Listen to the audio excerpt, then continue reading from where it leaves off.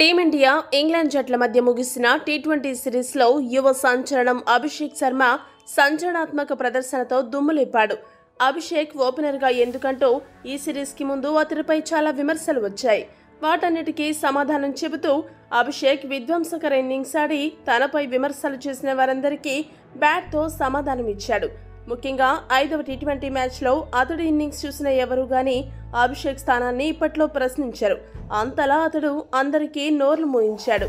కేవలం 54 బంతులు ఆడి 7 ఫోర్లు 13 సిక్స్ల సాయంతో 135 పరుగులు చేసి విధ్వంసం సృష్టించాడు.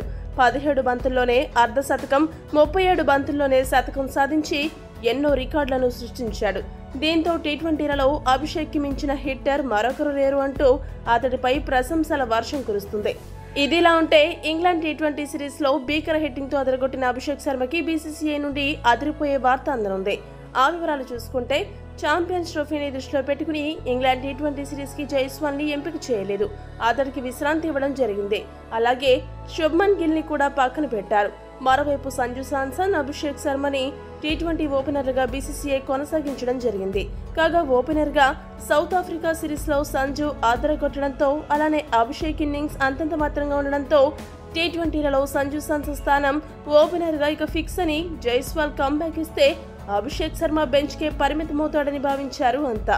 కానీ సీన్ కట్ చేస్తే ఇంగ్లాండ్ టీ20 సిరీస్ లో అభిషేక్ శర్మ ఒక హీరో ఇన్నింగ్స్ ఆడాడు. ఈ సిరీస్ లో టాప్ స్కోరర్ గా నిలిచాడు. అదే సమయంలో స్పిన్ ని కూడా అద్భుతంగా ఆడుతున్నాడు. ఇవన్నీ దృష్టిలో పెట్టుకుని ఎడమ చేతి వాటం బ్యాటర్ అయిన అభిషేక్ శర్మని టీ20 జట్టులో ఒక ఓపెనర్ గా కొనసాగించాలని బీసీసీఐ భావిస్తున్నట్టు సమాచారం.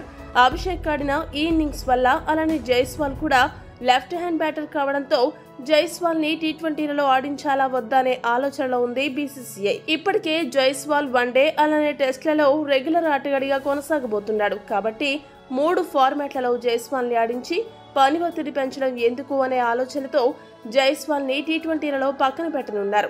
ఒకవేళ ఇద్దరు లెఫ్ట్ హ్యాండ్ బ్యాటర్లను బీసీసీఐ ఓపెనర్లుగా ఆడించాలి అనుకుంటే అభిషేక్, జైస్వాల్ లను టీ20 ఓపెనర్లుగా కొనసాగిస్తుంది.